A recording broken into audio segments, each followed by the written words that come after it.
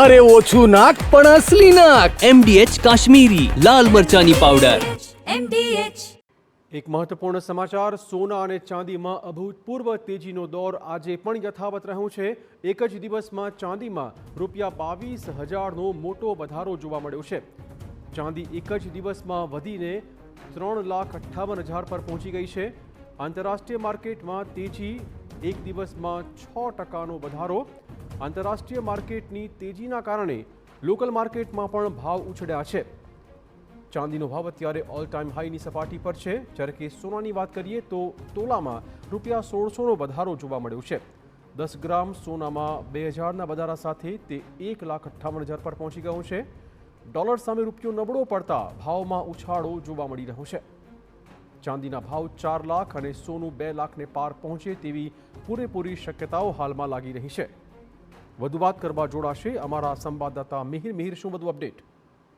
એટલે કે સોના ચાંદીના ભાવ ફરી એક વખત મોટો ઉછાળો છે તે જોવા મળ્યો છે અને નવો ફરી એક વખત સોના ચાંદીનો ભાવ ઓલ ટાઈમ હાઈ પહોંચ્યો છે. ચાંદી છે 1 કિલો કે જે 22,000ના વધારા સાથે 3.58 લાખને પાર છે તે પહોંચ્યું છે.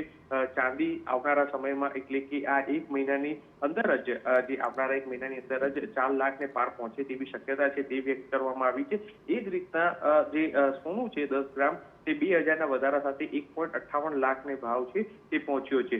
વાત અત્યારે હાલ વૈશ્વિક પરિસ્થિતિને લઈને આ સોના ચાંદીનો ભાવમાં દરરોજ એક નવો ભાવ છે કે જે રેકોર્ડ બ્રેક ભાવ છે તે વધારો જોવા મળી રહ્યો છે.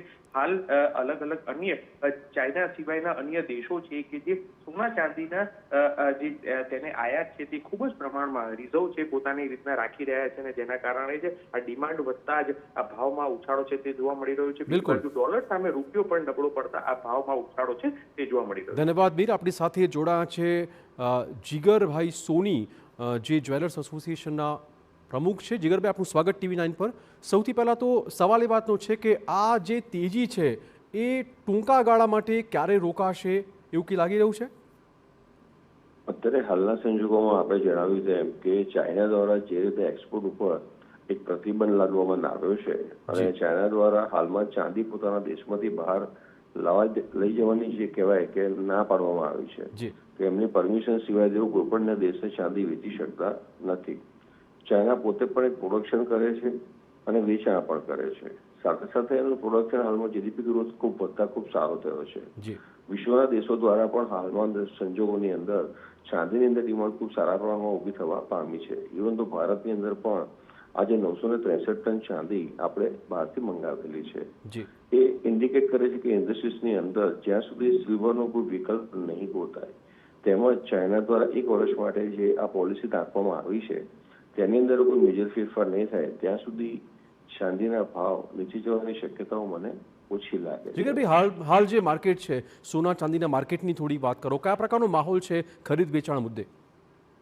અત્યારે હાલમાં ઇન્વેસ્ટરો દ્વારા અને જે લોકો લેવેજનો બિઝનેસ કરતા હોય, સાથે સાથે જે ઘરોના લગ્ન આવી રહ્યા છે તે લોકો દ્વારા હાલમાં રિસાયકલ અને નવી ખરીદી બંને થઈ રહી છે અને ધીમે ધીમે ભાવનું એક્સેપ્ટેશન આવતું જાય છે. બિલકુલ. હા, સટ્ટો કહેવાય, જે લોકો સટ્ટો રમે છે તે લોકો ચોક્કસપણે નુકસાનીમાં આવી રહ્યા છે. પરંતુ જે લોકો એકચ્યુઅલ ખરીદી અને વેચાણ કરતા હોય છે અથવા પોતાના લગ્નસરાની ખરીદી માટેનું કામ અથવા તો ખરીદી માટે વિચારતા હોય એ લોકોની ગ્રાહકી અમારે ત્યાં સારી છે. ધન્યવાદ જીગરભાઈ તમામ જાણકારી બદલ. MDH ચણા મસાલા. હવે છોલા હોય કે ચોળા, સફેદ ચણા હોય કે કાળા ચણા, બધું મજેદાર બનશે. MDH.